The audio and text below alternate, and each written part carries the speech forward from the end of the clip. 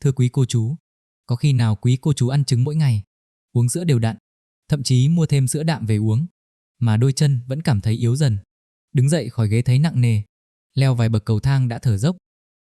Xin quý cô chú đừng vội nghĩ đó là chuyện đương nhiên của tuổi già. Các nhà khoa học ở Nhật Bản, đất nước có nhiều người sống thọ nhất thế giới, phát hiện một điều rất bất ngờ là hơn 95% người cao tuổi ăn đủ đạm mỗi ngày mà cơ bắp vẫn cứ teo đi. Nghĩa là vấn đề không nằm ở chỗ ăn bao nhiêu đạm, mà ở cách chúng ta ăn. Trong video hôm nay, tôi sẽ chỉ cho quý cô chú 3 sai lầm khiến ăn đạm đầy đủ mà cơ vẫn yếu. Quý cô chú cũng sẽ biết một con số quan trọng trong mỗi bữa ăn là từ 25 đến 30 mà hầu hết chúng ta đang bỏ lỡ. Chính nó quyết định bữa cơm có thật sự nuôi được cơ bắp hay không. Và cuối video là gợi ý lịch ăn 7 ngày đơn giản, làm được ngay tại nhà. Trước khi tôi nói ra nguyên nhân, mời quý cô chú thử ngay một động tác nhỏ tại chỗ. Quý cô chú ngồi trên ghế, hai tay khoanh trước ngực, rồi đứng lên ngồi xuống liên tục 5 lần và nhẩm đếm xem mình mất bao nhiêu giây. Đây chính là bài kiểm tra mà các bác sĩ lão khoa ở Nhật Bản và châu Á vẫn dùng để đo sức mạnh đôi chân của người cao tuổi. Nếu quý cô chú làm xong trong khoảng 10 giây thì rất tốt. Nhưng nếu mất hơn 12 giây hoặc phải chống tay vào đùi mới đứng dậy được thì đây là tín hiệu cảnh báo rằng cơ bắp cần được quan tâm rồi. Nhiều quý cô chú khi thấy chân yếu như vậy thường nghĩ chắc do mình ăn chưa đủ chất, thế là cố ăn thêm trứng, thêm thịt, uống thêm sữa. Nhưng ăn mãi mà đôi chân vẫn không khỏe hơn. Vì sao lại như thế?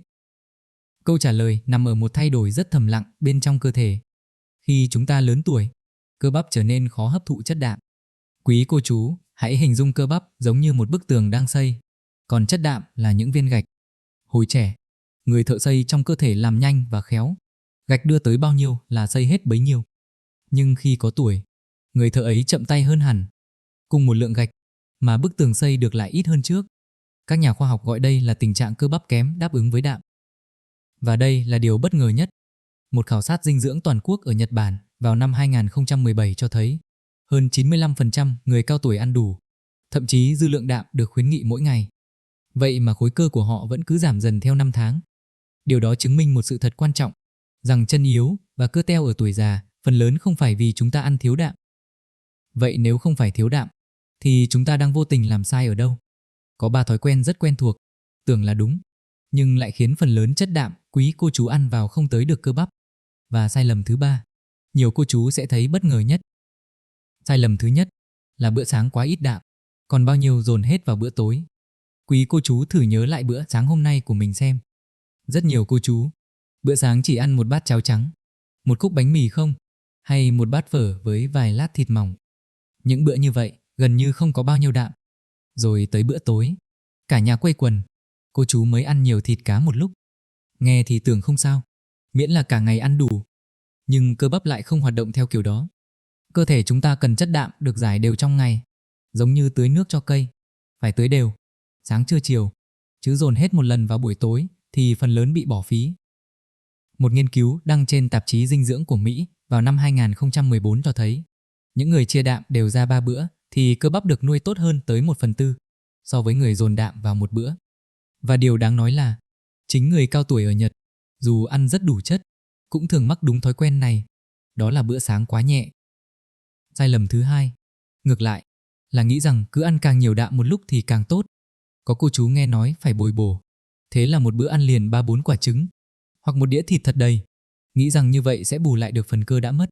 Nhưng cơ thể người lớn tuổi có một giới hạn. Mỗi bữa ăn, cơ bắp chỉ sử dụng được một lượng đạm nhất định để xây dựng lại. Các chuyên gia dinh dưỡng cho người cao tuổi gọi đó là ngưỡng đạm cho mỗi bữa ăn. Phần vượt quá ngưỡng đó không những không giúp thêm cho cơ, mà còn bắt quả thận phải làm việc vất vả hơn để thải bớt lượng dư thừa và có thể làm tăng axit uric, không tốt cho những cô chú bị gút.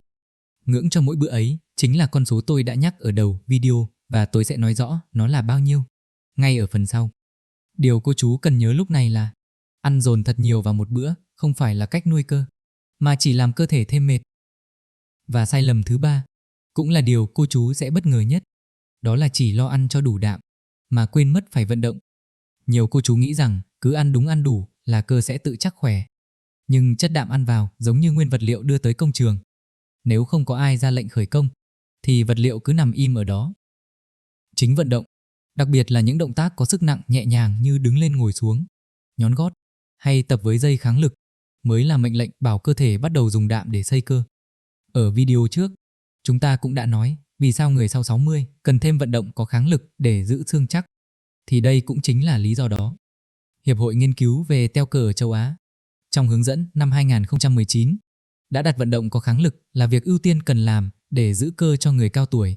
Quan trọng tương đương với ăn đủ đạm. Ăn và vận động phải đi cùng nhau. Thiếu một vế thì vế kia cũng khó phát huy. Như vậy, 3 thói quen tưởng chừng vô hại: bữa sáng quá ít đạm, ăn dồn quá nhiều một lúc và ăn mà không vận động chính là 3 chỗ khiến công sức ăn uống của quý cô chú bị bỏ phí. Tin vui là cả 3 đều sửa được và sửa rất đơn giản. Bây giờ, tôi xin trả lời câu hỏi mà nhiều cô chú đang chờ. Con số 25 đến 30 nghĩa là gì? Và làm sao để mỗi bữa ăn thật sự nuôi được cơ bắp? Và bây giờ, con số 25 đến 30 mà tôi giữ lại từ đầu video chính là đây. Mỗi bữa ăn, người cao tuổi chúng ta cần khoảng 25 đến 30 gram chất đạm. Đó là lượng vừa đủ để bật công tắc xây cơ trong cơ thể. Quý cô chú hãy nhớ lại người thợ xây lúc nãy. Ở tuổi già, người thợ ấy chậm chạp hơn. Phải có đủ một lượng gạch nhất định đưa tới cùng một lúc thì ông mới chịu đứng dậy làm việc. Nếu mỗi bữa chỉ đưa lắt nhắt vài viên gạch, người thợ sẽ nằm yên và bức tường cơ bắp không được xây thêm. Trong khoa học, cái ngưỡng để đánh thức người thợ ấy nằm ở một chất đạm đặc biệt tên là leucin, có nhiều trong trứng, cá, thịt, đậu và sữa. Từ nguyên tắc đó, việc sửa lại rất đơn giản, chỉ gồm 2 chữ đủ và đều. Đủ nghĩa là tính chung cả ngày. Người lớn tuổi nên ăn nhiều đạm hơn hồi trẻ một chút. Một nhóm chuyên gia dinh dưỡng quốc tế trong khuyến nghị năm 2013 cho rằng mỗi ngày người cao tuổi cần khoảng 1 gam đạm cho mỗi ký cân nặng. Nghĩa là một cô chú nặng chừng 50 kg thì cần khoảng 50 đến 60 gam đạm mỗi ngày. Nghe con số thì tưởng nhiều, nhưng chia ra 3 bữa thì mỗi bữa chỉ khoảng 25 đến 30 gam, hoàn toàn không khó. Còn đều, nghĩa là giải chất đạm ra cả 3 bữa, thay vì dồn hết vào buổi tối. Và trong 3 bữa, bữa sáng chính là bữa cô chú cần chú ý nhất, bởi đây là bữa mà hầu hết chúng ta đang ăn quá ít đạm. Chỉ cần nâng bữa sáng lên cho có đạm rõ ràng, quý cô chú đã sửa được cùng lúc cả sai lầm thứ nhất và thứ hai. Vậy 25 đến 30 gram đạm mỗi bữa trông như thế nào trên mâm cơm? Quý cô chú không cần cân đo phức tạp, chỉ cần nhớ vài hình ảnh quen thuộc. Một phần thịt hoặc cá cỡ bằng bàn tay là đã cho khoảng 20 gram đạm, 2 quả trứng cho thêm khoảng 13 gram, một bìa đậu phụ hay một ly sữa đậu nành cho thêm chừng 7 đến 8 gram nữa. Chỉ cần kết hợp 2 trong số đó cho mỗi bữa là quý cô chú đã chạm tới ngưỡng cần thiết. Điều thú vị là nếu nhìn sang người Nhật, đặc biệt là vùng Okinawa nổi tiếng có nhiều người sống thọ, quý cô chú sẽ thấy trong bữa ăn hàng ngày của họ luôn có đậu phụ, có món đậu nành lên men và những con cá nhỏ ăn được cả xương. Đó đều là những nguồn đạm chất lượng, nhẹ bụng, dễ tiêu và được giải đều trong ngày. Không phải một món thần kỳ nào cả, mà chỉ là thói quen ăn đạm đúng cách, đều đặn, lặp đi lặp lại qua 5 tháng. Và xin quý cô chú đừng quên vế thứ hai, đó là vận động. Sau những bữa ăn đủ đạm, một chút vận động nhẹ trong ngày sẽ là mệnh lệnh giúp cơ thể mang số đạm ấy đi xây cơ, thay vì bỏ phí. Ăn đúng và vận động, hai việc này luôn đi cùng nhau. Vậy cụ thể mỗi bữa trong ngày nên ăn ra sao? Và vận động lúc nào cho hợp lý? Ngay sau đây, tôi sẽ mời cô chú tham khảo một lịch ăn trong 7 ngày thật đơn giản, để quý cô chú có thể bắt đầu ngay từ bữa sáng ngày mai.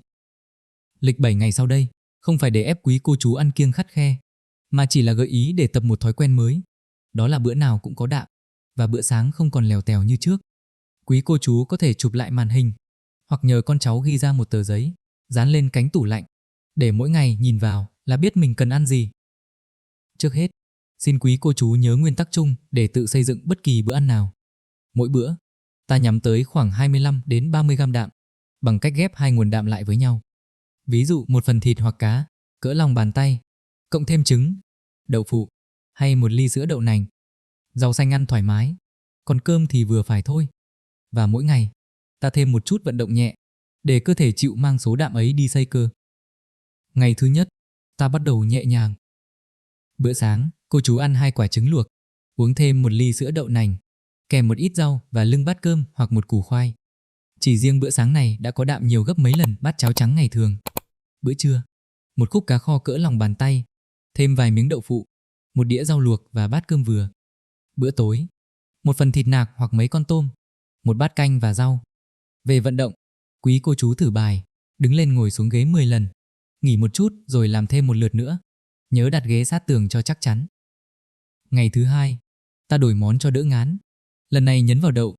Bữa sáng có thể là một bát sữa đậu nành, nấu với chút yến mạch, hoặc cháo đậu xanh nấu đặc, thêm một quả trứng. Bữa trưa và bữa tối vẫn giữ nguyên tắc một phần thịt hoặc cá, cỡ lòng bàn tay, cộng một nguồn đạm phụ. Về vận động, quý cô chú tập nhón gót, đứng vịn vào thành ghế, rồi từ từ kiễng lên hạ xuống, làm khoảng 15 lần. Ngày thứ 3, ta làm quen với món cá nhỏ ăn được cả xương, như cá cơm hay cá mòi, vừa nhiều đạm vừa giàu canxi cho xương. Đây cũng là món mà người Nhật ở vùng Okinawa rất hay ăn. Và đến khoảng ngày thứ 3 này, nhiều cô chú sẽ bắt đầu thấy bữa sáng giúp mình no lâu hơn, đỡ mệt và đỡ nhanh đói vào giữa buổi. Đó là dấu hiệu tốt cho thấy cơ thể đang thích nghi. Ngày thứ 4, ta nhấn vào thịt gà. Bữa trưa có thịt gà luộc xé nhỏ trộn với rau, cộng thêm chút đậu phụ. Thịt gà là nguồn đạm nạc, mềm, dễ nhai, rất hợp với những cô chú răng đã yếu. Ngày thứ 5, ta đổi sang tôm và trứng. Bữa tối có thể là vài con tôm hấp, nấu cùng một quả trứng trong bát canh, ăn với rau. Tôm nhỏ ngoài chợ vừa rẻ, vừa nhiều đạm, lại dễ tiêu. Ngày thứ 6, ta quay lại đậu phụ và cá cho nhẹ bụng. Một bát canh đậu phụ nấu cá, ăn cùng rau xanh, vừa thanh mát vừa đủ đạm cho một ngày cuối tuần thành thơi. Từ ngày thứ 4 đến ngày thứ 6 này, mỗi ngày, quý cô chú vẫn giữ một bài vận động nhẹ, luân phiên giữa đứng lên ngồi xuống ghế và nhón gót. Nếu trong nhà có sẵn một sợi dây thun kháng lực, quý cô chú kéo dây vài lượt cho tay và vai cũng rất tốt. Đến ngày thứ 7, tôi mời quý cô chú làm lại bài kiểm tra ở đầu video. Đứng lên ngồi xuống ghế 5 lần và đếm giây. Nhiều cô chú sẽ thấy mình đứng lên nhẹ nhàng hơn, đỡ phải chống tay hơn so với đầu tuần. Nhưng ở đây tôi xin nói thật lòng một điều.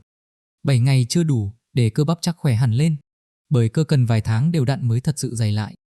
7 ngày này là để quý cô chú làm quen với một nếp ăn mới, thấy rằng nó dễ làm và không hề tốn kém. Khi việc này thành thói quen, lại đi cùng vận động mỗi ngày, thì sức mạnh đôi chân sẽ cải thiện dần dần theo năm tháng. Một mẹo nhỏ để giữ được thói quen này là quý cô chú nên trữ sẵn trong nhà vài loại thực phẩm có đạm như trứng, đậu phụ, sữa đậu nành và một ít cá khô nhỏ. Khi trong bếp luôn có sẵn, thì dù bận đến mấy, bữa sáng cũng không bao giờ bị thiếu đạm nữa. Và vài lưu ý để quý cô chú áp dụng cho an toàn. Những cô chú đang bị tiểu đường thì giữ lượng cơm và khoai vừa phải, ưu tiên đạm nạc và đậu.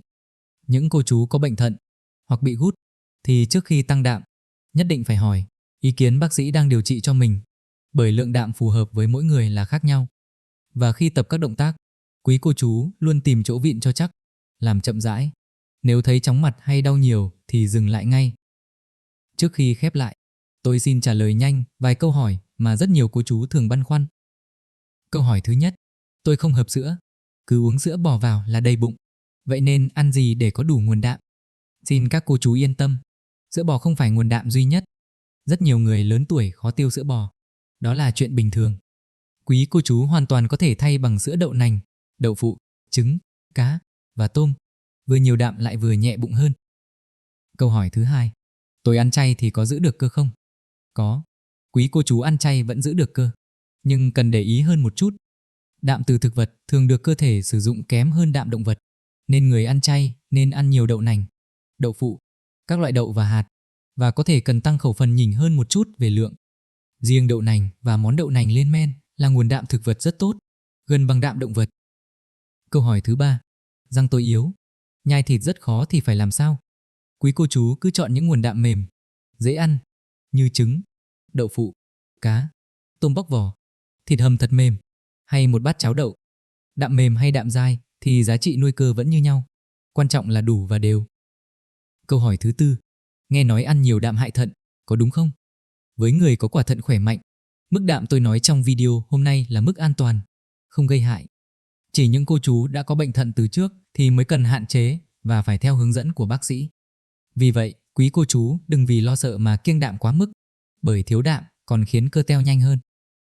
Câu hỏi thứ 5, tôi đã ngoài 80 rồi, bắt đầu bây giờ có muộn quá không? Thưa quý cô chú, không bao giờ là muộn. Các nghiên cứu trên người rất cao tuổi cho thấy cơ bắp vẫn có thể đáp lại việc ăn đủ đạm và vận động nhẹ, dù ở tuổi 80 hay hơn nữa. Cơ thể chúng ta luôn sẵn sàng đáp lại sự chăm sóc đúng cách, chỉ cần ta bắt đầu. Thưa quý cô chú, Chúng ta vừa đi qua một chặng khá dài, nên tôi xin tóm gọn lại trong 3 điều để quý cô chú dễ nhớ. Điều thứ nhất, chân yếu và cơ teo ở tuổi già thường không phải vì chúng ta ăn thiếu đạm, mà vì cơ thể khó sử dụng đạm như hồi trẻ. Điều thứ hai, cách rửa nằm ở 2 chữ, đủ và đều. Mỗi bữa có khoảng 25 đến 30 gram đạm, và đặc biệt là đừng để bữa sáng bị bỏ đói. Điều thứ ba, ăn đúng phải đi cùng vận động, bởi chính vận động mới ra lệnh cho cơ thể mang đạm đi xây dựng cơ. Ở video trước, chúng ta đã nói vì sao người sau 60 cần thêm vận động có sức tải. Và hôm nay quý cô chú đã có nốt phần còn lại, đó là ăn thế nào để nuôi được cơ. Tôi hiểu rằng ở tuổi này, điều quý cô chú mong nhất không phải là cơ bắp cuồn cuộn, mà là được tự mình đứng dậy khỏi ghế, tự đi chợ, tự bước xuống bậc thềm mà không phải nhờ ai. Đó là sự tự chủ, là phẩm giá của tuổi già. Và tin vui là điều đó nằm trong tầm tay quý cô chú, bắt đầu từ chính mâm cơm mỗi ngày. Nếu hôm nay quý cô chú chỉ nhớ được một điều thôi, thì xin hãy nhớ điều này. Sáng mai, hãy thêm một nguồn đạm vào bữa sáng của mình. Có thể chỉ là một quả trứng hay một ly sữa đậu nành. Một thay đổi nhỏ ấy, lặp lại mỗi ngày, sẽ âm thầm giữ cho đôi chân cô chú vững vàng theo năm tháng. Nếu thấy những chia sẻ này hữu ích, xin quý cô chú để lại một bình luận cho tôi biết bữa sáng của cô chú hôm nay có món gì, để chúng ta cùng nhắc nhau ăn đủ đạm mỗi sáng. Và đừng quên theo dõi kênh, để tôi tiếp tục đồng hành cùng quý cô chú trên hành trình sống khỏe, sống vui và sống thọ. Xin cảm ơn quý cô chú đã lắng nghe và hẹn gặp lại trong những chia sẻ tiếp theo.